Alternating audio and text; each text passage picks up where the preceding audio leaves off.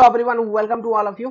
आप सभी का एक बार फिर से आपके अपने प्यारे प्लेटफॉर्म पे स्वागत है। मैं पीयूष परासर आप सभी का स्वागत करता हूं। आशा करता हूं सभी लोग अच्छे होंगे, सभी का तैयारी काफी अच्छे से चल रहा होगा। अब तक जितना पढ़ा दिया गया है मन लगा के सब्जेक्ट को फॉलो करते हुए आपने स्टडी किया होगा। आगे बात किया जाए, डीप फाउंडेशन हम लोग पढ़ रहे हैं, ठीक है। चलिए, डीप फाउंडेशन में हम पढ़ रहे थे method to estimate ultimate pile load, ठीक है। अल्टीमेट पाइल लोड को हम कैसे कैलकुलेट करें वो हम देख रहे थे, जिसमें से आपको मैंने स्टैटिक मेथड का जानकारी दे रखा है। अब जो मेथड है वो है डायनामिक मेथड। डायनामिक मेथड में क्या करते हैं आप यही समझिए, पाइल है, पाइल के ऊपर हथौड़ा मार के पाइल को इंसर्ट करवाते हैं और वहां से कुछ रिलेशनशिप डेवलप किया जाता है, empirical relationship.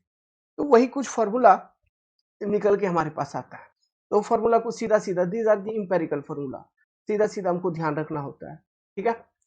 Dynamic method is suitable for sand, suitable, बाकी अप्लाई तो किसी में भी कर सकते हो, but it is most suitable for sand, ठीक है। अगर आपसे सुटेबिलिटी पूछे कि for which type of soil dynamic method is suitable, okay, to estimate the ultimate pile load carrying capacity of a pile, then sand, okay.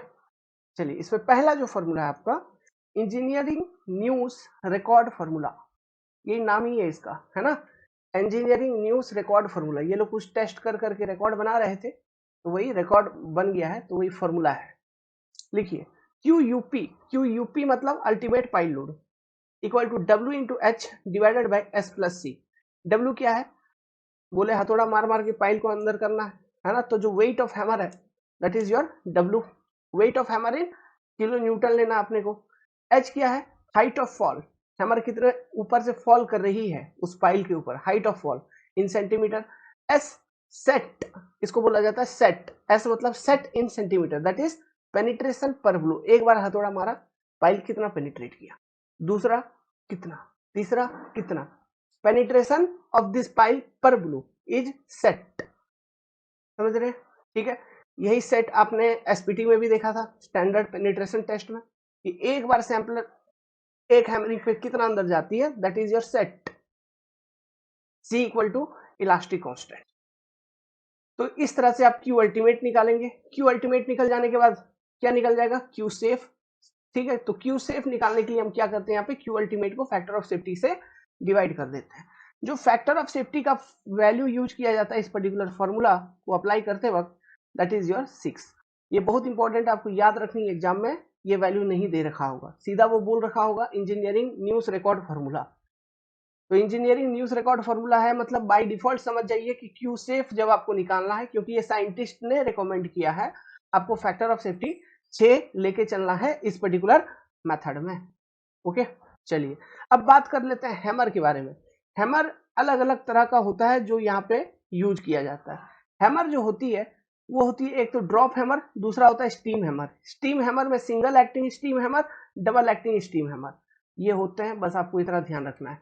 देखिए, जो हमने set आपको बोला था पेनिट्रेशन पर ब्लो, तो वो जो सेट है वो एक्चुअली हैमर जो टाइप आप, मतलब इन तीनों में से किस तरह का हैमर आप यूज कर रहे हैं उसके ऊपर निर्भर करता है ना। तो जैसे ड्रॉप हैमर के लिए set is taken as average of last 5 penetration per blow, मतलब आपने पाइल को पूरा इंसर्ट करवा दिया तो लास्ट 5 पेनिट्रेशन जो है, लास्ट 5 पेनिट्रेशन जो है उसका एवरेज, समझ में आ रहा है। लास्ट 5 पेनिट्रेशन का एवरेज को हम एज ए सेट कंसिडर करेंगे if we are using drop hammer. यही single acting and double acting steam hammer के केस में जो आप सेट होगा, it will be average of last 20 penetration per blow. Last 20, last, ये कीवर्ड आपको ध्यान रखनी है, लास्ट, ठीक है। ड्रॉप हैमर के केस में जो सेट है उसको कंसिडर किया जाता है average of last 5 penetration per blow. Steam hammer के केस में चाहे वो सिंगल एक्टिंग हो या डबल एक्टिंग हो, जो सेट है उसको कंसिडर किया जाता है average of last 20 penetration per blow, clear. C, elastic constant के जो वैल्यूज हैं उसको आपको याद रखना पड़ेगा। अगर आप ड्रॉप हैमर यूज कर रहे हैं तो जो इलास्टिक कांस्टेंट का वैल्यू यूज करेंगे 2.5 सेंटीमीटर। अगर आप सिंगल एक्टिंग स्टीम हैमर या double acting steam hammer use कर रहे हैं तो इलास्टिक कांस्टेंट का जो वैल्यू यूज करेंगे वो रहेगा आपका 0.25 सेंटीमीटर। ये वैल्यूज आपको ध्यान रखनी है, ये फॉर्मूला इंपेरिकल है, याद रखना है, ओके।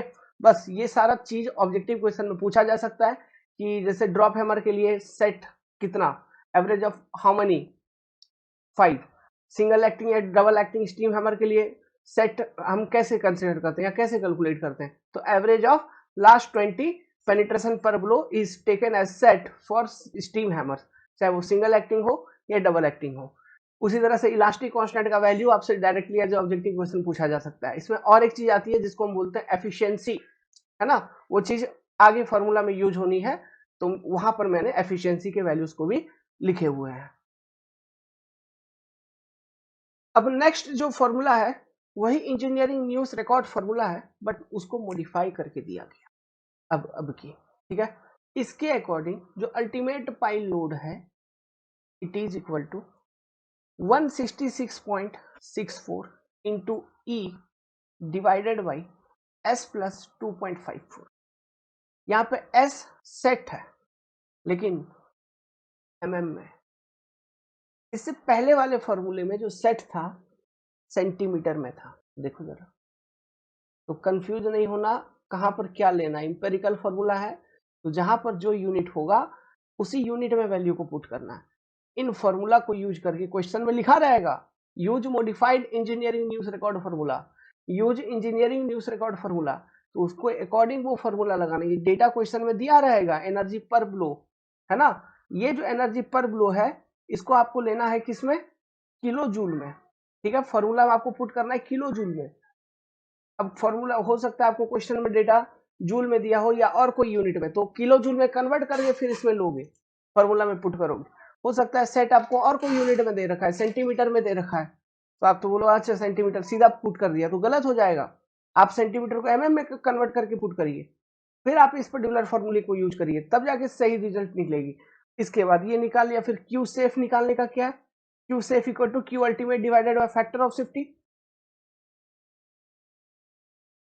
यहां पर भी same, safe pile load equal to Q ultimate आपने निकाल ही दिया divided by factor of safety. Factor of safety कितना, अगेन जो पहले लिया था वही यहां पर भी होगा 6, ठीक है। दिस इज द फॉर्मूला, लिख लीजिए। वीडियो थोड़ा स्टक हो गया था, चलिए कंटिन्यू करिए। तीसरा फॉर्मूला लिखिए, हेली फॉर्मूला, इंपेरिकल है कुछ नहीं कर सकता मैं भाई, याद करना है सीधा सीधा। हेली फॉर्मूला लिखो, ultimate pile load equal to NB into NH into W into H divided by S plus C by 2।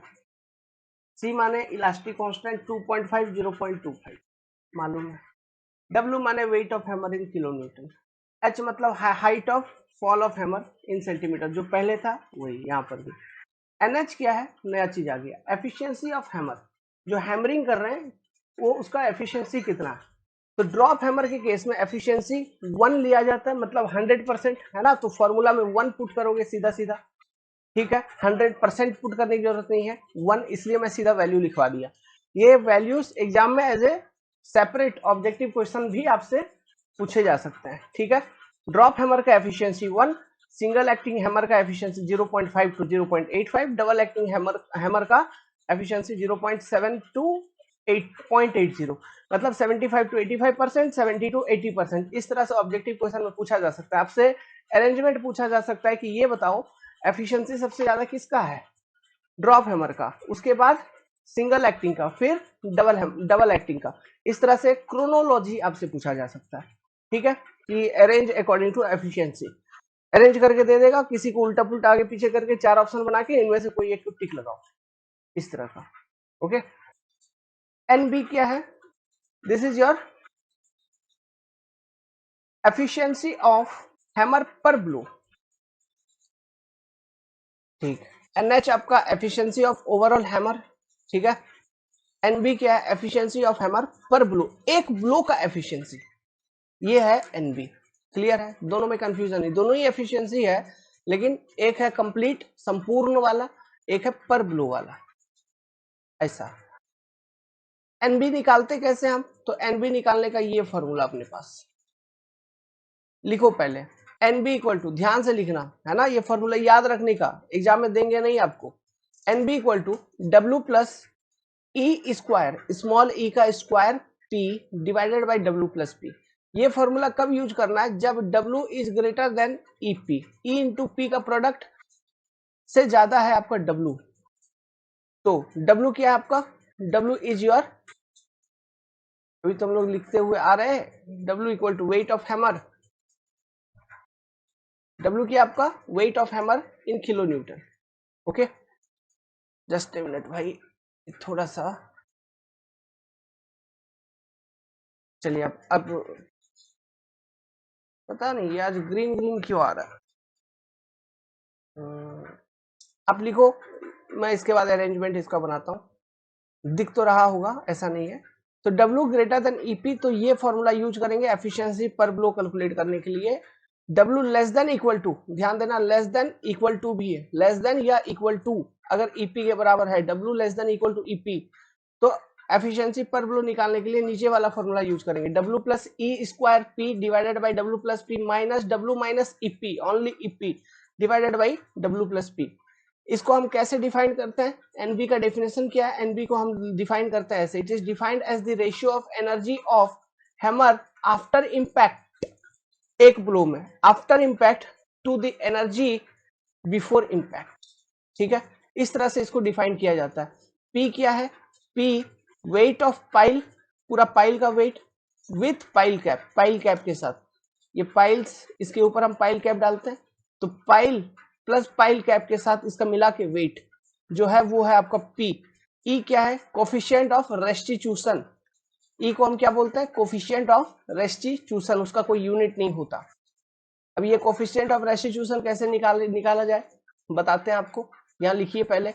E equal to होता है, इस तरह से हम कहते हैं, velocity of separation divided by velocity of approach.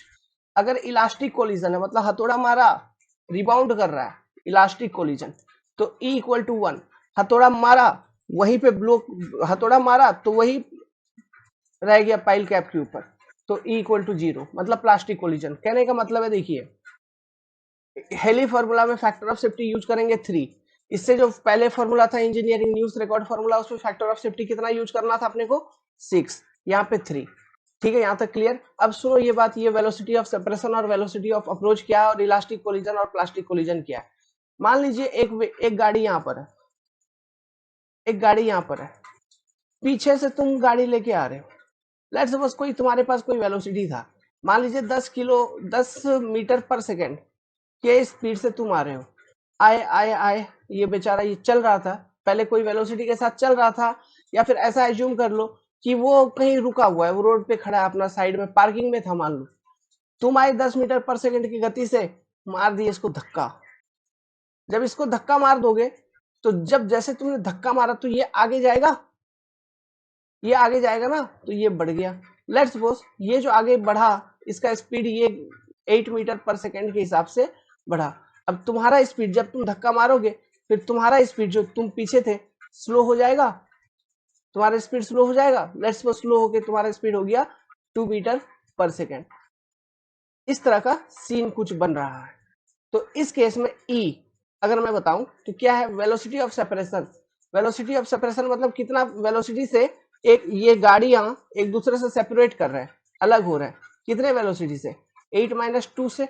Velocity of approach, कितने velocity से आप आए थे, ठीक है, तो वो वेलोसिटी ऑफ अप्रोच कितना? 10, तो ई इक्वल टू क्या हो जाएगा? 6/10।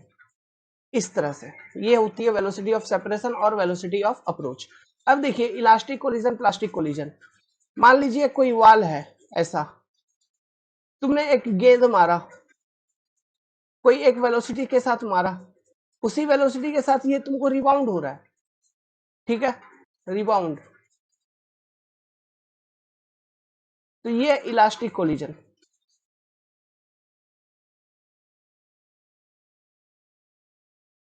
तो यहाँ पे वेलोसिटी ऑफ अप्रोच भी v और वेलोसिटी ऑफ सेपरेशन भी v, तो इसलिए फॉर इलास्टिक कोलिजन आपका E इक्वल टू 1 होता है। प्लास्टिक कोलिजन, कोई वाल है, तुमने कुछ मारा, जैसे लोहा, लोहा का गेंद है, मान लो रबड़ वबड़ का नहीं है, लोहा का गेंद था, लोहा समझ रहे हो ना, लोहा, स्टील बॉल था मान लो, एक भारी भरकम स्टील बॉल, फेंका आपने, एक तो उठाना ही मुश्किल, शॉर्ट पुट था, मान लो शॉर्ट पुट खेले हो, ठीक है, शॉर्ट पुट था, उसको उठाना ही मुश्किल, उठा भी लिया मान लो, फेंक दिया, दीवार से टकराएगा, ये यही नीचे गिर जाएगा, यहीं पे रुकेगा, ना ये इधर आएगा ना रिबाउंड होगा, नहीं होगा जनरली। तो वेलोसिटी इक्वल टू जीरो, यहाँ पे वेलोसिटी इक्वल टू कुछ होगा, ठीक है, यहाँ पे वेलोसिटी इक्वल टू कुछ होगा, वेलोसिटी इक्वल टू वी, और जब कोलिजन हुआ, ये कोलिजन का बात कर रहा हूं मैं, कोलिजन हुआ उसके बाद इसका वेलोसिटी हो गया जीरो, तो फिर वेलोसिटी ऑफ अप्रोच कितना, वो तो v था, लेकिन वेलोसिटी ऑफ सेपरेशन जीरो, समझ में आ रही है, वेलोसिटी ऑफ सेपरेशन कितना, जीरो, इसलिए प्लास्टिक कोलिजन के लिए ई होता है जीरो, इलास्टिक कोलिजन के लिए ई होता है वन, और बाकी ई हम कैसे निकालेंगे, इसका अप्रोच, ये मेथड मैंने आपको बता दिया, वेलोसिटी ऑफ अप्रोच और वेलोसिटी ऑफ सेपरेशन कैसे देखना है। अगर मान लो क्वेश्चन में आपको इलास्टिक प्लास्टिक कोलिजन के बारे में ना देते हुए इस तरह का कुछ डेटा दे दिया, तो भी ई कोफिशिएंट ऑफ रेस्टिट्यूशन आप इजीली निकाल लोगे, फिर जो फॉर्मूला है आपके पास उसमें चीजों को पुट करके आप easily ultimate pile load carrying capacity निकाल सकता है। अल्टीमेट पाइल लोड निकल गया, फैक्टर ऑफ सेफ्टी तुमको मालूम है 3 यूज कर रहा है, तो safe equal to ultimate divided by factor of safety, तो safe pile load carrying capacity निकल जाएगा उस पर्टिकुलर पाइल के लिए। तो ये तीन कुछ फॉर्मूले थे जिसको जो कि आता है आपका डायनामिक मेथड में, जो कि सुटेबल है सैंडी टाइप ऑफ सॉइल के लिए बेसिकली, ऐसे लगाने का तो लगाते हैं हम किसी दूसरे सॉइल पे भी, लेकिन it is most suitable for Sandy type of soil, ऐसा बोला जाता है। क्लियर है, ये सभी इंपेरिकल मेथड है, इन फॉर्मूलाज को एज इट इज याद रखिए, यहां से क्वेश्चन एग्जाम में आते हैं। ओके, चलिए आगे बात करते हैं। आगे जो हम पढ़ेंगे फील्ड मेथड एक, ठीक है, वो है आपका pile load testing. Pile load testing कुछ नहीं बल्कि जैसा आपने प्लेट लोड टेस्टिंग किया था ना, प्लेट लोड टेस्टिंग जैसा ही एग्जैक्टली सेम है, बस यहाँ पे लोड की वैल्यू ज्यादा होती है, मतलब क्यों, पाइल है यार, ज्यादा लोड पे फेल कर रहा है, इसलिए तो हम पाइल डाल रहे हैं ना, तो ज्यादा लोड कैरिंग कैपेसिटी उसका हम लोड उसका ज्यादा होता है नॉर्मल कोई फाउंडेशन से, ओके, पाइल का। तो इसलिए यहाँ पे जैसे प्लेट लोड टेस्टिंग में जो स्टैटिक लोड आप बस्ता मान लो 200-300 यूज किया है सॉइल बैग, तो यहाँ पे तुम देखोगे कि 1000 या 1500 सॉइल बैग रखा होगा, उसका स्टैक लगाया हुआ होगा, समझ में आ रहा है बात, ओके, इससे ज्यादा और कुछ नहीं है। It is same as plate load testing, बस यहाँ पाइल के ऊपर हम टेस्टिंग करते हैं और load versus settlement curve plot करते हैं, और लोड वर्सेस सेटलमेंट कर्व निकल के आ जाती है, उसके बाद फिर फेलियर लोड कैलकुलेट करते हैं, फेलियर लोड से फिर सेफ लोड को कैलकुलेट कर लिया जाता है, वो जो फेलियर लोड कैलकुलेट होकर निकलेगी वही आपका ultimate pile load, ultimate pile load निकल गया तो वहां से उसके बाद हम फैक्टर ऑफ सेफ्टी को डिवाइड करके सेफ लोड कितना हो सकता है वो कैलकुलेट कर लेते हैं। अलग अलग तरह के सॉइल हैं, जैसे आपका स्टिफ क्ले या ओवर कॉन्सोलिडेटेड सॉइल या डेंस सैंड वगैरह में अगर तुम टेस्टिंग कर रहे हो, तो जो लोड वर्सेस सेटलमेंट कर्व बनेगा, तो यहाँ पर भी ऐसा बनेगा जिसमें आपको क्लियर फेलियर दिख रहा होगा, मतलब बियरिंग कैपेसिटी या फिर जो फेलियर लोड है वो वेल डिफाइंड वे में आपको मिल जाएगा। But in case of loose sand वगैरह, आप अगर या सॉफ्ट क्ले वगैरह में टेस्टिंग कर रहे हो, तो एक तरह का प्रोग्रेसिव फेलियर जैसा कर्व यहाँ पर भी आपको देखने को मिलता है, जो प्लेट लोड टेस्टिंग में देखने को मिल रहा था, मतलब सब कुछ सेम टू सेम है, बस वहां पे प्लेट की जगह यहाँ पाइल, वहां plate as a foundation, shallow foundation के टर्म्स में हम यूज कर रहे थे, यहाँ पे सीधा हम पाइल के ऊपर टेस्टिंग करते हैं, ठीक है। ये एक तरह का डिस्ट्रक्टिव टेस्ट है, ये जो पाइल लोड टेस्ट है आप लिखते चलिए, ये एक तरह का डिस्ट्रक्टिव टेस्ट है। डिस्ट्रक्टिव टेस्ट कहने का मतलब देखो, यहाँ पे पाइल के ऊपर, ये पाइल मान लो, पाइल के ऊपर हम लोडिंग लगा के, लोडिंग अप्लाई कर करके टेस्ट कर रहे हैं, कब तक टेस्ट करते रहेंगे, कब तक इस पाइल पे लोड लगाएंगे, क्योंकि हमको अल्टीमेट पाइल लोड निकालना है, हम तब तक लगाएंगे जब तक ये पाइल फेल ना हो जाए, जब तक ये फाइल डिस्ट्रॉय ना हो जाए, जब तक ये फाइल टूट ना जाए, इसलिए यहाँ पे ये पाइल फेल हो जाता है, हम फेल करवा रहे हैं ना, है ना, तो ये पाइल डिस्ट्रॉय हो जाता है, फेल हो जाता है, इसलिए इस तरह इस टेस्ट को डिस्ट्रक्टिव टेस्टिंग भी कहा जाता है, ठीक है। तो पहला ही लाइन लिखा है, in this method loaded pile और टेस्ट पाइल, जिस पाइल के ऊपर टेस्ट कर रहे हो, है ना, get destroy during the test, hence it is also called as destructive testing. It is field test, obviously it means it is in situ test, कहने का मतलब आप पाइल वहां पे बनाओगे, पाइल बनाने के बाद फिर आप टेस्टिंग कर रहे हो, फील्ड टेस्ट है। This test is same as plate load test, in which load versus settlement curve is drawn and find failure load.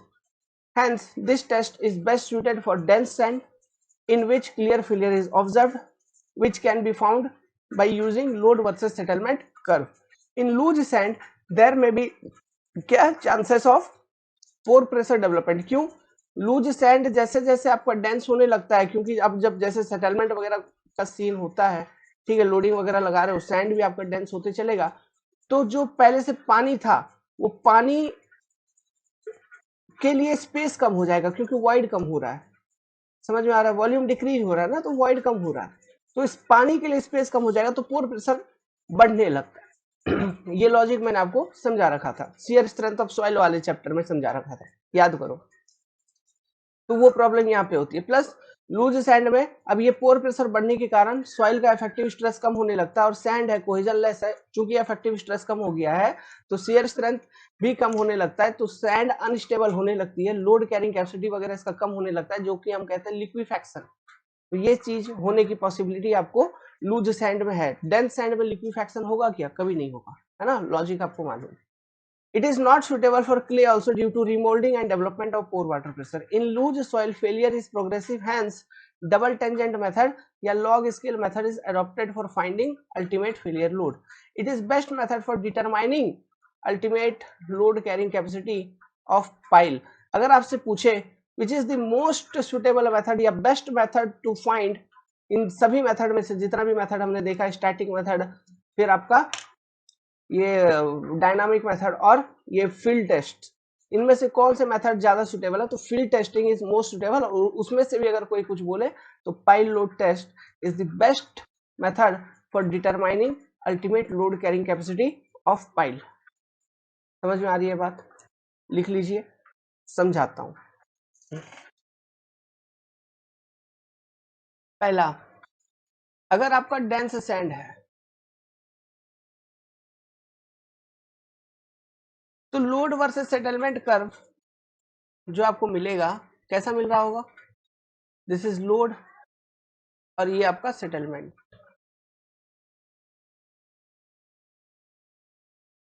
तो जो लोड वर्सेस सेटलमेंट कर्व मिलेगी वो कुछ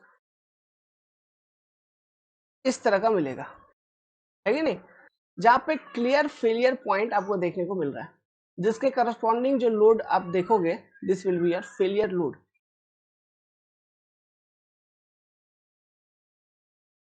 तो फेलियर लोड मतलब इस पर्टिकुलर लोडिंग पे पाइल आपका फेल कर रहा है, मतलब यही हो गया ultimate pile load Q UP of this particular pile.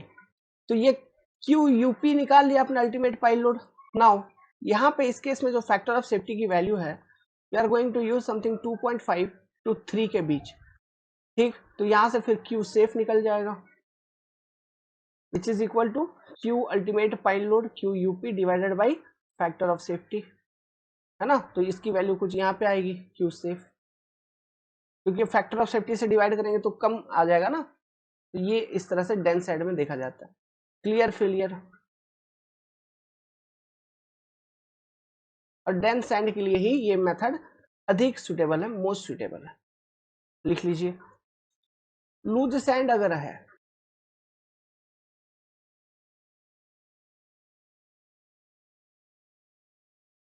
तो लूज सैंड में प्रोग्रेसिव टाइप ऑफ फेलियर आपको देखने को मिलता है। तो ये लोड वर्सेस सेटलमेंट कर्व कैसा बनता था? लोड वर्सेस सेटलमेंट कर्व कुछ इस तरह से बनती थी। अब देखिए यहाँ पे जो, तो यहाँ पे नो क्लियर फेलियर, पहली बात तो ऐसे केसेस में हम फेलियर लोड कैसे निकालेंगे? पहला, double tangent method.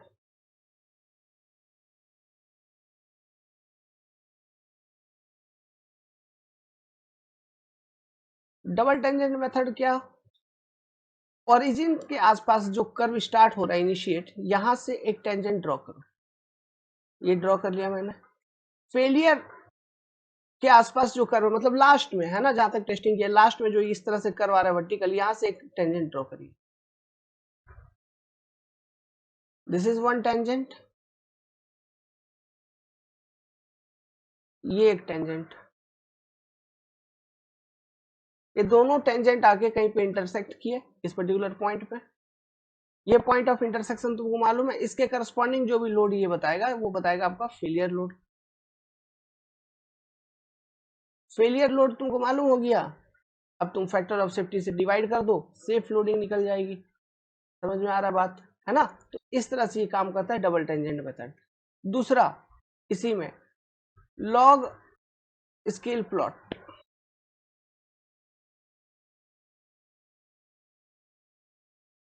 Log scale plot, what is this log scale plot?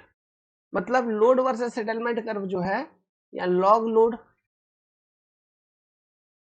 Log 10 load और इधर लॉग 10 सेटलमेंट।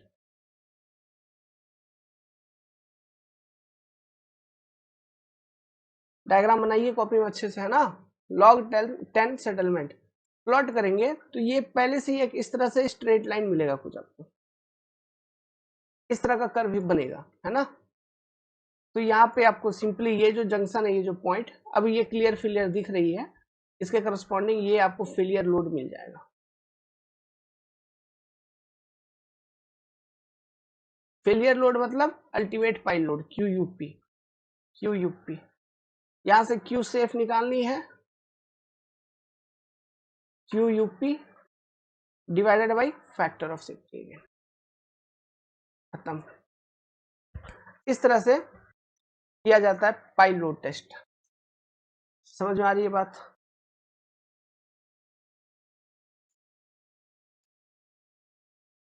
तो फील्ड टेस्टिंग में आपका पाइल लोड टेस्ट हो गया, ये आपका सेकंड। ये तीसरा लिख लीजिए, standard penetration test method. Standard penetration test में आप क्यूयूपी कैसे निकालेंगे? एसपीटी नंबर को यूज करके निकालेंगे। 400 into N into A B plus 2 into N bar into A S, ये वैल्यू निकल रहा होगा किलो न्यूटन में। जहां पे ये जो एन है नॉर्मल वाला, ये क्या है? SPT number at the base level of pile. Base level of pile मतलब ये आपका ग्राउंड लेवल, ठीक, ये पाइल। तो यहां पर दिस इज योर बेस, है ना?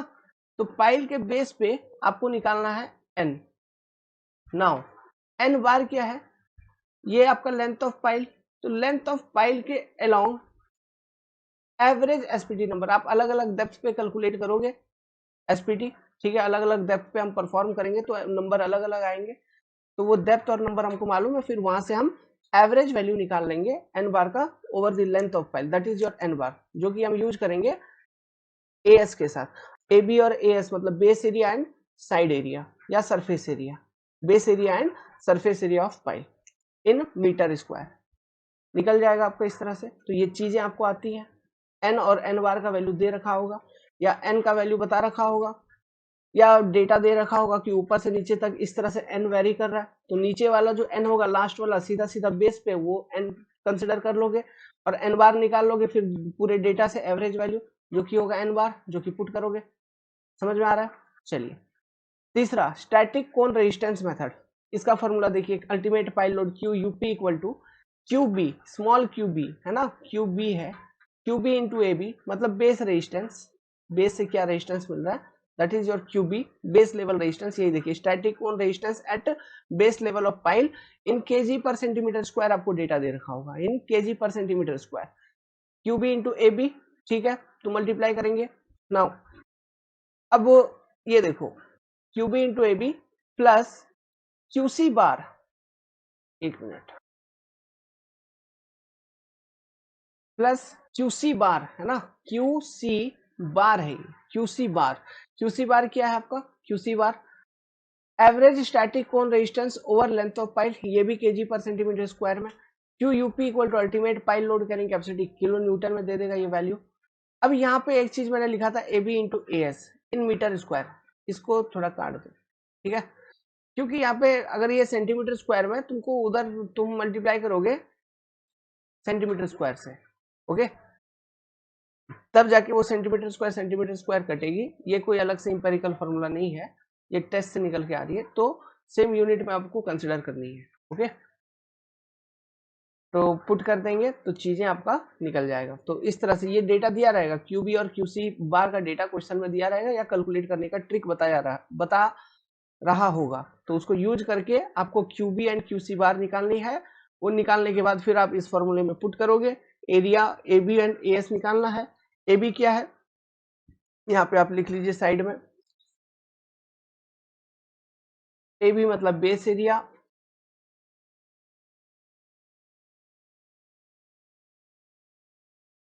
और ए बार मतलब सॉरी ए एस मतलब सरफेस एरिया।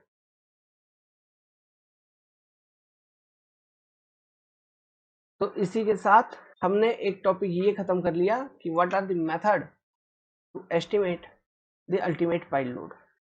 3 मेथड देखा, एनालिटिक मेथड जो कि इससे पहले वाले क्लास में बता रखा था, आज देखा डायनामिक मेथड और फील्ड मेथड।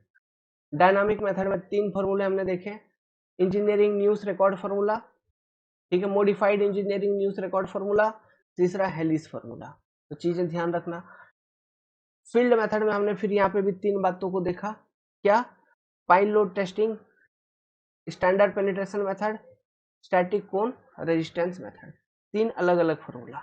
टोटल यहाँ पे अभी मैंने आपको 6 तरह के सिस्टम बताए। क्लियर? तो ये चीजों को ध्यान रखना। अब चलिए आगे बढ़ते हैं। पाइल फाउंडेशन के अंदर, डी फाउंडेशन के अंदर एक टॉपिक है अपना, अंडर रीम्ड पाइल। किस तरह का पाइल? Under रीम्ड pile. क्या होता है अंडर रीम्ड पाइल, समझा जाए। लिखिए, हेडिंग डालिए अंडर रीम्ड पाइल, सब समझ में आएगा। देखिए ये क्या होता है, लिखिए such piles used in expensive soil. पहले तो एक्सपेंसिव सॉइल बताओ मेरे को, ऐसा सॉइल जिसमें श्रिंकेज स्वेलिंग एक्सेसिव हो रहा हो, जैसे कि ब्लैक कॉटन सॉइल, आपको याद है, ठीक है, कमजोर है ना। अंडर रीम्ड पाइल्स मैंने आपको लिखवाया भी था एक्सपेंसिव सॉइल के केस में, या फिर हम अंडर रीम्ड पाइल प्रोवाइड करते हैं क्योंकि वो वीक होता है, वहां पे एक्सेसिव स्वेलिंग श्रिंकेज की प्रॉब्लम होती है, एक्सेसिव सेटलमेंट हमको देखने को मिलता है, ठीक है। तो वहां पे हम under rimmed pile foundation provide करते हैं, या फिर बैलेंसिंग या फ्लोटिंग फाउंडेशन का एक सिस्टम मैंने आपको बता रखा था, एक्सप्लेन कर रखा था स्टार्टिंग में, याद आ रही है। चलिए आगे। Under rimmed piles can not be like driven pile. ये ड्रिवन पाइल जैसा नहीं होता, मतलब कि आप पहले से कहीं पाइल बना के लाए हो, अंडर रिम्ड पाइल बना के लाए हो, इसको फिर जमीन में ड्राइव कर रहे हो हैमरिंग करके, ऐसा नहीं होता है ना। तो ये जनरली कास्ट इन सीटू होते हैं। डाया ऑफ बल्ब, इसमें बल्ब प्रोवाइड किया जाता है जिसका डाया जो होता है वो 2 से 3 गुना होता है साफ्ट के डाया से। तो बल्ब क्या है, साफ्ट की अभी फोटो देखेंगे आप समझ जाएंगे, और इसका क्या ऑब्जेक्टिव है आप समझ जाएंगे।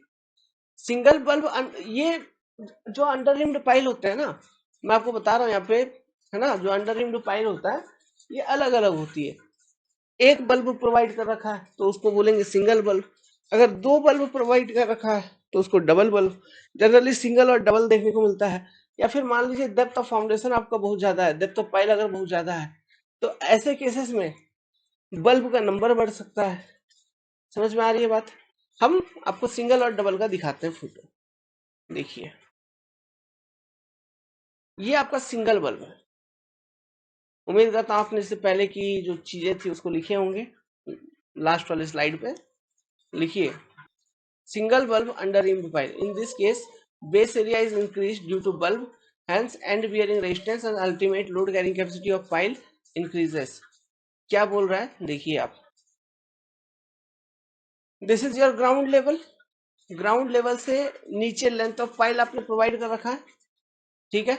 तो एक पर्टिकुलर डेप्थ पे, और ये जो डेप्थ होता है ये बेसिकली एंड के आसपास होता है ना, मतलब जहां पे आपका पाइल एंड कर रहा है, तो एंड के आसपास हम बल्ब प्रोवाइड कर देते हैं, दिस इज बल्ब। ये जो उभरा हुआ पोर्शन है ना थोड़ा, इसी को हम कहते हैं बल्ब। अब इस उभरे हुए पोर्शन को प्रोवाइड करने के कारण इसका वेट देखो ज्यादा होगा एज कम्पेयर टू साफ्ट वाले इलाके में। देखो तो वॉल्यूम ऑफ मटेरियल कम है तो साफ्ट वाले इलाके में पाइल का वेट कम, लेकिन ये बल्ब प्रोवाइड किया तो वेट ज्यादा। तो इस कारण से इसके नीचे का जो सॉइल होता है, जस्ट बल्ब के नीचे का जो सॉइल होता है, ये जो सॉइल है, ठीक है, this soil get well compacted.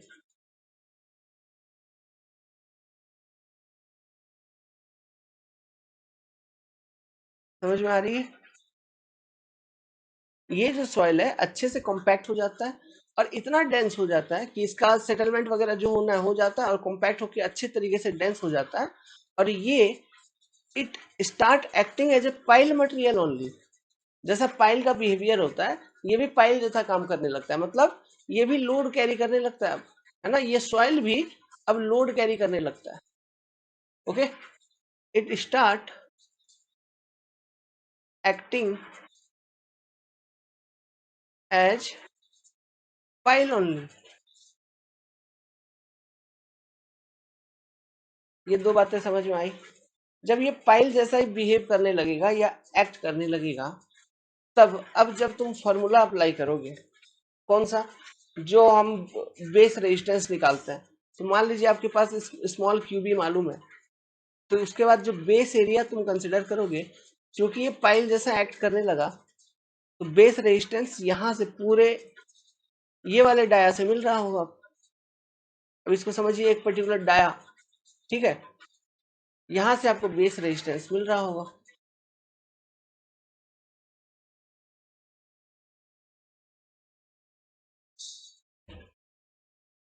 Okay, तो जनरली जो बेस रेजिस्टेंस वाला कंपोनेंट है, ओके, क्यू ई बी, ये बढ़ जाती है। जब क्यू ई बी आपकी बढ़ गई, समझिए, जब क्यू ई बी आपकी बढ़ गई, तो ultimate pile load carrying capacity Q UP जो होगा, ये भी इंक्रीज होगा। क्यों? क्यू यूपी इक्वल टू क्या होता है, Q E B plus Q S F. देखिए, क्यू ई बी तो काफी बढ़ा, क्यू एस एफ भी कुछ ना कुछ हल्का बढ़ता है अगर आप कैलकुलेट करना चाहें, है ना। ये थोड़े से, जितना डेप्थ में आपने बल्ब प्रोवाइड करके रखा है, इस थोड़े से डेप्थ में सरफेस एरिया भी तो कहीं ना कहीं बढ़ा है ना। तो आप अगर कैलकुलेट करना चाहें, तो आप ये क्यू एस एफ भी कंसिडर कर सकते हैं, बट इसमें उतना बढ़ोतरी नहीं देखने को मिलता है जितना क्यू ई बी देखने को मिलता है। समझ में आ रहा है? क्यों? क्योंकि आपका यहाँ पे बेस का डाया बढ़ गया है ना। ये क्यू ई बी क्यों बढ़ा है, इसके पीछे क्या रीजन है, बिकॉज पहले earlier base dia is D, but now it is D B, so area base increases, कह सकते हैं हम। Small Q E B, small Q, sorry small Q B, जो हम kilo newton per metre square में निकालते हैं, याद करिए स्टैटिक मेथड को यूज करके, इट इज कांस्टेंट, इसमें कोई चेंजिंग नहीं आया है, ये कांस्टेंट है, ठीक है। बट बढ़ा क्या, base area, base area into small Q B, चूंकि एरिया बढ़ गया है, तो ओवरऑल जो कैपिटल क्यू ई बी है, load carry capacity, this is kilo newton में, तो इसकी मैग्नीट्यूड आपकी बढ़ गई, सो अल्टीमेट पाइल लोड बढ़ गया। समझ में आ रहा है आपको? ओके, तो लिख लीजिए इसको। अच्छा, एक चीज और याद करो, क्या, ये सब तो ठीक है, लेकिन ultimate pile load carrying capacity Q UP का ओवरऑल फॉर्मूला क्या होगा, इसको भी लिखना नीचे। ओवरऑल फॉर्मूला क्या होगा, अरे ये निकालना मैंने सिखाया था आपको, ठीक है, स्टैटिक मेथड से, एक बार देख लेते हैं। देखिए, एक मिनट, किधर गया स्टैटिक मेथड, ये रहा आपका static method. Cohesive soil, C5 soil और केवल कोहेजनलेस सॉइल, तीनों के केस में मैंने आपको निकालना सिखाया था। तो फाइनल रिजल्ट में एक बार देखते हैं, क्योंकि एक रिजल्ट मैंने फाइनल रिजल्ट निकाला था। देखिए, फॉर प्योर क्ले मतलब cohesive soil, black cotton soil is your cohesive soil, है कि नहीं। तो फॉर प्योर क्ले जो निकालने का सिस्टम था, वो क्या था, एक मिनट, ये देखो, ये फॉर्मूला था क्यू यूपी इक्वल टू,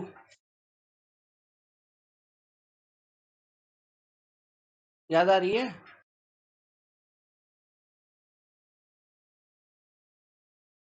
यही फॉर्मूला यूज होगा। समझ में आ रहा है, we are going to use this formula only. Okay, 9C AB plus alpha C bar into A S, लिख लीजिए इस चीज को भी, 9c इंटू ए बी की जगह मैं यहाँ पे लिखता हूँ π/4 इंटू डाया ऑफ बल्ब का स्क्वायर प्लस अल्फा इंटू सी बार एवरेज कोहेजन है ना, इंटू ए एस जो आप लिखोगे यहाँ पे हम इग्नोर करते हैं, ये जो थोड़ा सा surface area due to bulb जो बढ़ता हुआ नजर आता है उसको इग्नोर करके पाई डी एल ही लिखते हैं। Okay, that is we consider generally dia of shaft only. Okay, so this formula is going to be used to calculate the ultimate pile load carrying capacity finally. Clear? एक एक बात clear साफ सुथरे ढंग से, चलिए आगे लिख लिया। डबल बल्ब मतलब आपने दो बल्ब प्रोवाइड किया है, एक कोई L1 डेप्थ पे एक बल्ब आपको दिख रहा है, दूसरा फिर L2 डेप्थ पे कोई आपका बल्ब दिख रहा है। अच्छा एक चीज और सुनिए, देखिए यहाँ पे जो अल्फा का वैल्यू है ना, अल्फा का वैल्यू ये जो होगा आप तो वो कंसिडर करोगे, लेकिन जनरली होता क्या है सुनिए, क्योंकि यहाँ पे क्या लिखवाया मैंने, बल्ब के नीचे का सॉइल का देखो, this soil get well compacted and it start acting as a pile only, मतलब अब पाइल के मटेरियल में और ये अगल बगल के सॉइल में ज्यादा कोई फर्क नहीं है, समझ में आ रहा है। तो ऐसे केसेस में जो एडिशन फैक्टर है वो 1 हो जाता है, मतलब बहुत अच्छे तरीके से चिपक गया है सॉइल। बट यहाँ पे चूंकि थोड़ा सा डेप्थ में ऐसा हुआ है, इसलिए हम अल्फा इक्वल टू जो क्वेश्चन में एग्जैक्ट वैल्यू है वही यूज करेंगे, 1 कंसिडर नहीं करते। But in case of double bulb है ना, double bulb under rimmed pile, यहाँ पे क्या होगा, ये जो पहला वाला बल्ब है इससे यहां से लेके नीचे वाले बल्ब तक, फिर उसके नीचे भी देखो, ध्यान से देखो, इसलिए मैंने यहाँ पे L1 और L2 लिख रखा है। ये पूरा ओवरऑल डेप्थ का मिट्टी अच्छे तरीके से कॉम्पैक्ट हो गया है। This soil get well compacted due to bulb या ड्यू टू अंडर रिम,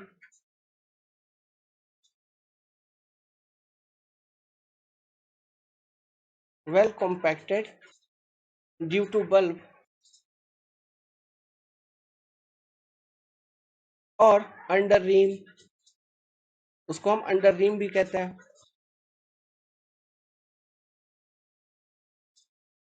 है ना, इसलिए it start acting as a part of pile only, समझ में आ रहा है। इसलिए यहां पर का जो सॉइल है, ओके, जो L2 लेंथ में आपको जो सॉइल दिख रहा है, इसका जो अल्फा आप यूज करेंगे एडिशन फैक्टर, ये 1 होगा। मान लीजिए इसका अल्फा 2 है और यहाँ पे जो सॉइल है उसका जो अल्फा है ये मान लीजिए alpha 1, it will B less then 1, but यहाँ के सॉइल का अल्फा जो होगा उसको आप 1 कंसिडर करोगे। जब अल्फा 1 कंसिडर करोगे मतलब अल्फा की भी वैल्यू यहाँ पे बढ़ रही है। जब अल्फा की वैल्यू बढ़ रही है तो कहीं ना कहीं ये देखिए ultimate pile load carrying capacity में जो दो हिस्सा था, कौन सा, QEB प्लस QSF, तो अल्फा का वैल्यू बढ़ रहा है मतलब QSF का भी वैल्यू बढ़ रहा है, मतलब double ream, double under ream pile के केस में, मतलब double bulb under ream pile के केस में क्या हो रहा है आपका, इन दिस केस जो ultimate pile load carrying capacity है QUP, जिसमें आपको QEB end bearing resistance plus QSF देखना है, इसमें दोनों की मैग्नीट्यूड बढ़ रही है। ये एंड बियरिंग तो बढ़ ही रही है, ये QEB क्यों, due to this area of base, है ना। अब यहाँ से पूरा एंड बियरिंग रेजिस्टेंस आपको मिलेगा ये पूरे डेप्थ में से, समझ में आ रहा है। तो यहाँ पे डाया ऑफ बल्ब हम यूज करेंगे, तो AB बढ़ गया बेस एरिया तो QEB बढ़ जाएगा, कनेक्ट करते चलो। QSF क्यों बढ़ गया, क्योंकि अल्फा 2 ये जो length of soil L2 length में जो सॉइल है वो अच्छे तरीके से कॉम्पैक्ट हो चुकी है due to this bulb and it start acting as a pile material only, जिस कारण से एडिशन फैक्टर होगी आपकी 1, तो एडिशन फैक्टर बढ़ी मतलब ये QSF का भी वैल्यू बढ़ेगा, तो डबल बल्ब के कारण आपका QUP एंड Q मतलब QEB एंड QSF दोनों बढ़ता है, जिस कारण से ultimate pile load carrying capacity आपको ज्यादा देखने को मिलता है as compare to single bulb, है कि नहीं। इस केस में और बढ़ गया, आप ऐसा समझिए, समझे। अब देखिए, दो बल्ब के बीच का spacing between bulb, it must not be less than 1.5 times dia of bulb. जो भी बल्ब का डाया आप यूज कर रहे हैं, बल्ब डाया का 1.5 गुना से कम नहीं होना चाहिए दो बल्ब के बीच का स्पेसिंग। इस बात को हमको ध्यान रखना है। तो यहाँ पे जैसे हम दो बल्ब प्रोवाइड कर रखे हैं, मतलब इससे कम नहीं होना चाहिए, आप इससे ज्यादा कर सकते हो, कोई दिक्कत नहीं, इससे कम नहीं होना चाहिए। तो यहाँ पे जैसे हम दो बल्ब को प्रोवाइड कर रखे हैं, आप मल्टीपल बल्ब प्रोवाइड कर सकते हैं, 3 प्रोवाइड कर दिया, 4 प्रोवाइड कर दिया, ये डिपेंड करेगा आपका ओवरऑल डेप्थ ऑफ पाइल कहाँ तक जा रही है ना। जैसे जैसे आपको नंबर ऑफ बल्ब की रिक्वायरमेंट अधिक होते चलेगी, आप वैसे वैसे प्रोवाइड करते चलोगे। समझ में आ रहा है? ओके, तो आप ये लिख लीजिए, spacing of bulb should not be less than 1.5 dB। dB मतलब क्या है आपका, dB means dia of bulb. Double bulb समझ में आया? ओके, तो यहाँ पे अल्टीमेट पाइल लोड अगर हम लिखें फॉर्मूला ओवरऑल QUP का, तो क्या दिखेगा, it is equal to 9 times C, क्योंकि हम किसके लिए लिख रहे हैं, कोएजिव सॉइल के लिए लिख रहे हैं, ब्लैक कॉटन में यूज कर रहे हैं, π/4 dB का स्क्वायर प्लस, देखना ध्यान से, α1 C बार πD L1 कंसिडर कर लिया, प्लस उसके नीचे का रेजिस्टेंस α2 C बार πD L2 देख लिया। समझ में आ रहा है? α2 इक्वल टू कितना, इक्वल टू अब हो जाएगा यहाँ पे तुम्हारा 1। अब ये α2 इक्वल टू 1 हुआ ही क्यों, बेसिकली इसके पीछे अगर लॉजिक आप देखोगे तो लॉजिक मैंने आपको एक तो ये बताया कि वो एज ए, वो जो सॉइल है L2 वाले रीजन में जो बल्ब के नीचे आ रही है, वो एक्ट करने लगता है एज ए पाइल इटसेल्फ। तो अब इसका बाउंड्री क्या हो गया, ये हो गया ना इसका बाउंड्री, देखो भाई ये हो गया बाउंड्री। तो अल्फा क्या है, adhesion, adhesion between pile to soil. तो यहाँ पे जो अब पाइल है वो सॉइल ही है, और इसके बगल में भी सॉइल है, और ये भी आपका सॉइल है। तो सॉइल टू सॉइल के बीच में अल्फा क्या होगा, 1। समझ में आ रहा है? तो अल्फा टू इक्वल टू 1 क्यों हुआ, क्योंकि ये सॉइल टू सॉइल अब हम देखने लगे, क्योंकि बल्ब के नीचे का जो सॉइल है वो एज ए पाइल हो गया, तो उसके बगल में भी है सॉइल, तो soil to soil adhesion factor is 1। Is it clear to you? ठीक है। सो इस कारण से अगर हम ये अल्फा 2 का वैल्यू 1 पुट करें तो QUP इक्वल टू हम लिख सकते हैं 9C π/4 dB का स्क्वायर। सब चीज में दिमाग लगाना पड़ता है बाबू, है ना, लेकिन अगर दिमाग सही सही लगा रहे हो तो क्वेश्चन तुम्हारा कभी गलत नहीं होगा। L1 प्लस C बार, अल्फा 2 की जगह 1 लिख दिया है ना, तो डायरेक्ट C बार πD L2, ये होगा फाइनल फॉर्मूला। तो अल्टीमेट निकालोगे, फिर वहां से जो भी फैक्टर ऑफ सेफ्टी दिया है, by using that you can easily calculate the safe load। Okay, so आप ऐसे लिखिए यहाँ पे एक नोट बना के लास्ट में कि इन दिस केस लिखिए both end bearing resistance and skin friction resistance increases। okay, in this case both end bearing resistance and skin friction resistance increases। तो ये था आपका अंडर रिंग पाइल का कॉन्सेप्ट। यहीं से एग्जाम में क्वेश्चन आते हैं, इससे बाहर कुछ भी नहीं आता, कुछ भी नहीं, बस इसका जो थ्योरी लॉजिक है ना। सिंगल बल्ब वाले में आपका एंड बियरिंग रेजिस्टेंस बढ़ रहा है, डबल में दोनों बढ़ रहा है सिग्निफिकेंट अमाउंट से, और क्या फॉर्मूला यूज करते हैं, फॉर देयर कैलकुलेशन। आपको ये ध्यान रखना है, किस तरह के सॉइल में यूज किया जाता है वो आपको ध्यान रखना है। समझ में आ रहा बात? ठीक, चलिए अब एक नया टॉपिक का नाम देते हैं। एक नया टॉपिक बताता हूं जो कि काफी इंपॉर्टेंट है, सुनिएगा। Negative skin friction. Negative skin friction, समझिएगा इस बात को। बड़ा सिंपल सा सरल सा टॉपिक है, एक ही चीज बताऊंगा तुरंत समझ में आ जाएगा। नेगेटिव स्किन फ्रिक्शन, देखो ये मान लीजिए आपका पाइल है, ठीक है, ये ग्राउंड लेवल ये पाइल। मान लीजिए अभी तक जो आप सीखे हो, क्या सीखे हो, जनरली होता क्या है, ये जो भी हम लोड लगाते हैं पाइल पे, इसको जो रेजिस्टेंस मिलता है दो जगह से मिलता था। एक तो आपको मिलता था एंड बियरिंग रेजिस्टेंस QEB मिलता था, है ना, और दूसरा मिलता था फ्रिक्शन के वजह से। और फ्रिक्शन का डायरेक्शन क्या होता था, ऐसा, इस तरह से जो अभी दिखा रहा हूं, है ना। तो ये मिलती थी QSF।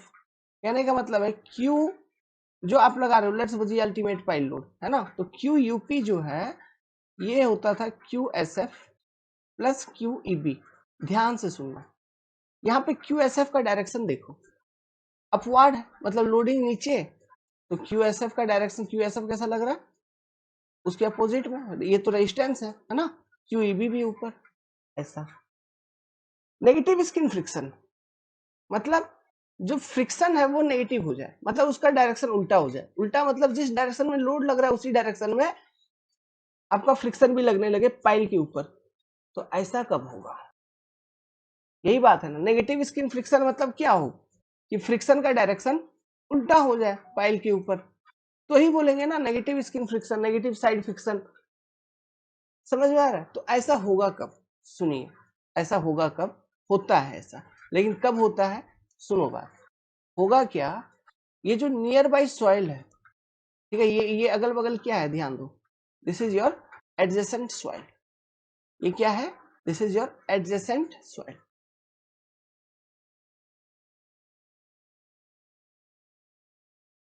ठीक, अभी क्या हुआ, मान लीजिए लेट्स सपोज कि ये सॉइल थोड़ा कुछ मान लो लूज सैंड वगैरह था। लेट्स सपोज यार ये सॉइल क्या था, लूज सैंड था। समझ में आ रहा, इमेजिन करो, मैं जो बोल रहा हूँ इमेजिन करो, सोचते रहना। एक केस इमेजिन करवा रहा हूँ, ये जो सॉइल है ये अगल बगल का सॉइल लूज सैंड था। लिखवाया हूं आगे, आपको लिखने की जरूरत नहीं है, बस इमेजिन करो लूज सैंड था। ये तुमने पाइल इस सॉइल में इस तरह से डाल रखा है, ठीक है, जहां से आपको QSF और QEB अभी फिलहाल तो मिल रही है, लेकिन लूज सैंड था। अभी हुआ क्या, उस इलाके में किसी तरह से वाइब्रेशन का इफेक्ट आ गया, या फिर मान लो सेस्मिक एक्टिविटी वगैरह हो गई। अब बताओ, जब सेस्मिक एक्टिविटी वगैरह हो जाएगी तो ऐसे केसेस में आपको मालूम है कि ये जो सैंड है इसका स्ट्रेंथ एकदम लूज होने लगता है। लूज सैंड अपना पूरा पूरा स्ट्रेंथ लूज करने लगता है, इफेक्टिव स्ट्रेस वगैरह, है ना, लूज करने लगता है। तो इस सैंड में आपको एक्सेसिव सेटलमेंट देखने को मिलेगा।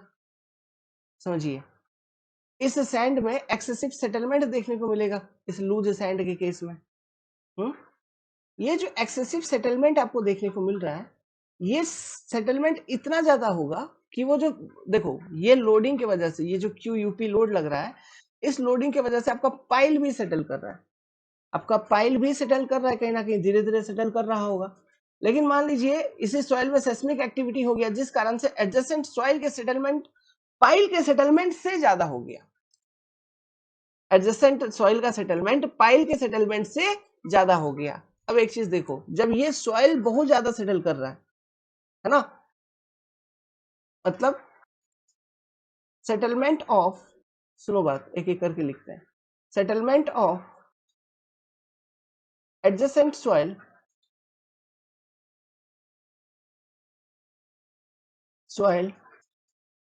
Is more than pile. मान लो मोर देन पाइल, तो मुझे ये बताइए, इसका मतलब फ्रिक्शन जो लग रही होगी इस सॉइल के ऊपर, सिंपली आप क्या इमेजिन करोगे कि friction on soil will be acting in opposite direction. This is friction on soil, जिस डायरेक्शन में सेटलमेंट हो रहा है उसके उल्टे डायरेक्शन में फ्रिक्शन एक्ट करेगा, फ्रिक्शन ऑन सॉइल। अभी देखो सॉइल पे एक्ट करेगा, पाइल भी तो उसके बगल में ही है ना, तो पाइल पे इसका रिएक्शन लगेगा और वो रिएक्शन किधर लगेगा, नीचे।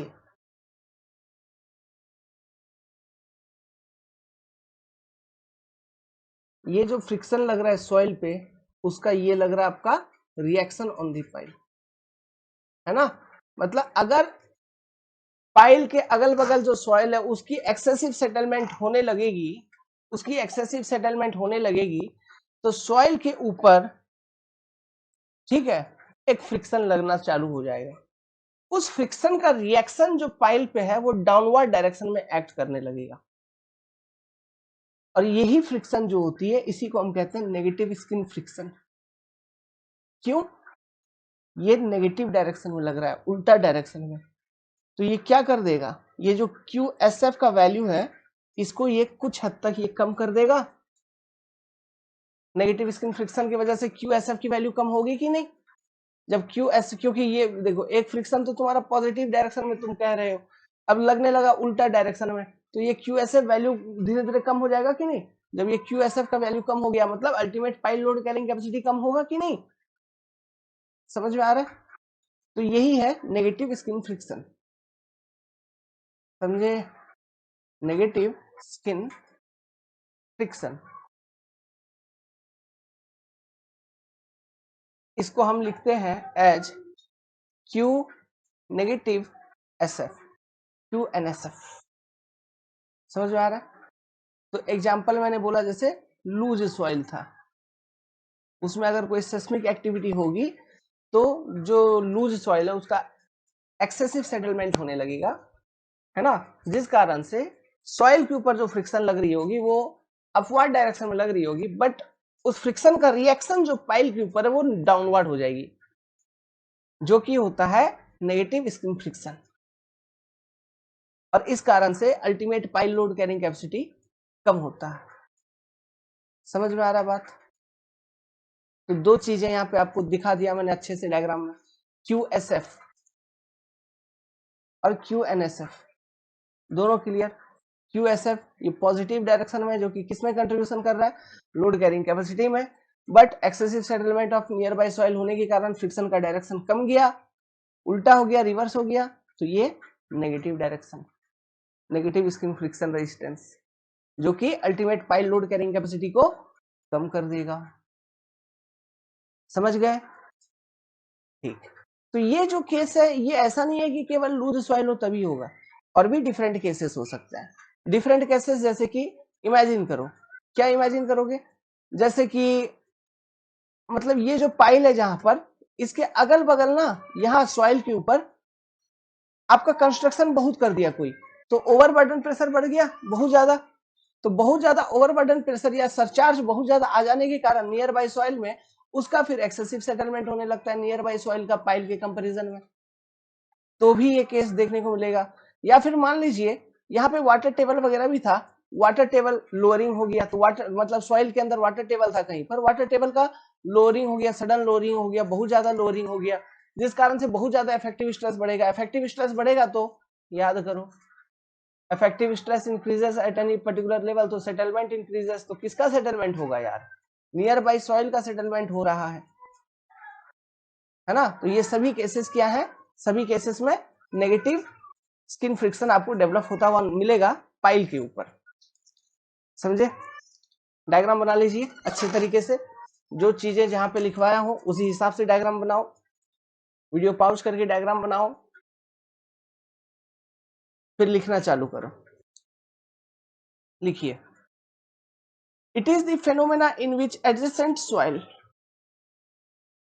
To pile settle more than settlement of pile, मतलब adjacent soil to pile, soil जो पाइल के बगल में सॉइल है वो उसका सेटलमेंट ज्यादा होता है पाइल के सेटलमेंट से, hence upward friction act over soil, इसलिए सॉइल के ऊपर एक अपवर्ड फ्रिक्शन एक्ट करती है, as a result of which downward friction act on pile, this is called negative skin friction. It decreases the load carrying capacity of pile, है कि नहीं, decrease करेगा कि नहीं करेगा, करेगा। Following are the condition in which this may be seen, ये conditions ध्यान रखिएगा, हो सकता है एग्जाम में आपसे ये कंडीशंस पूछ ले, और नेगेटिव स्किन फ्रिक्शन का कारण क्या है वो पूछ ले, है ना, वो पूछ ले। तो लूज सॉइल में आपको जनरली ये देखने को मिलता है, ये चीज भी आप ध्यान रखना कि आपका सॉइल अगर लूज है तो ये चीज भी लिख लो, लूज सॉइल, यहाँ पे ये चीज ध्यान रखना, अगर सॉइल आपका लूज है तो वहां तो जनरली देखने को मिलेगा ही मिलेगा। तो आपसे ये पूछेंगे कि नेगेटिव स्किन फ्रिक्शन किस तरह के सॉइल में जनरली देखने को मिलेगा, सॉफ्ट लूज सॉइल में, है ना, वहां पे देखने को मिलेगा। तो increase in surcharge over surrounding soil, ये कंडीशन, इस कंडीशन के corresponding negative skin friction pile के ऊपर आ सकती है। Disturbance due to seismic activity और वाइब्रेशन, अगर सॉइल आपका लूज है, वहां पे सेस्मिक एक्टिविटी वगैरह आ गया तो लिक्विफैक्शन का प्रॉब्लम आपको मालूम है ना, उस कारण से एक्सेसिव सेटलमेंट होगा, जिस कारण से नेगेटिव स्किन फ्रिक्शन पाइल के ऊपर डेवलप होता हुआ नजर आएगा। लोअरिंग ऑफ वाटर टेबल कम कम हो गई, इफेक्टिव स्ट्रेसेस बढ़ी, सेटलमेंट हो जाएगा फिर किसका, एडजेसेंट सॉइल का, तो उस कारण से नेगेटिव स्किन फ्रिक्शन किस पे, पाइल पे। तो क्या कर देंगे सभी, load carrying capacity of pile को डिक्रीज करवा देंगे, रिड्यूस करवा देंगे। समझ रहे हो बात को, लिख लो। अब आपका दो छोटा छोटा टॉपिक इसमें रह गया है जो कि 1 घंटे की कंटेंट है ना, 1 घंटा भी नहीं लगेगा, 45 मिनट में खत्म हो जाएगा। ग्रुप एक्शन ऑफ पाइल और सैम्पलर के बारे में थोड़ा सा पढ़ेंगे, और थोड़ा सा पाइल का सेटलमेंट के बारे में बता दूंगा। जो स्प्लिट स्पून सैम्पलर मैंने आपको बता रखा था, है ना, उसके बारे में थोड़ा पढ़ेंगे, वो इंपॉर्टेंट है, वहां से एग्जाम में ऑब्जेक्टिव क्वेश्चन देखने को मिलता है। ग्रुप एक्शन ऑफ पाइल जो है वो पढ़ेंगे। अभी चूंकि पावर कट हो गई है ना, तो हम चाहते हैं कि हम फेस प्रेजेंट रह के ये चीज करें। तो लाइन अभी जैसे ही आएगी, आधा घंटा का क्लास है, हम ले लेंगे, आपका सॉइल हो गया खत्म। Okay, all the best. जो नेक्स्ट वाला वीडियो होगा उसमें बताएंगे एंडिंग में किस तरह से सॉइल को अभी तक जो हमने खत्म किया है उसको किस तरह से आप लेके चलेंगे आगे। All the best.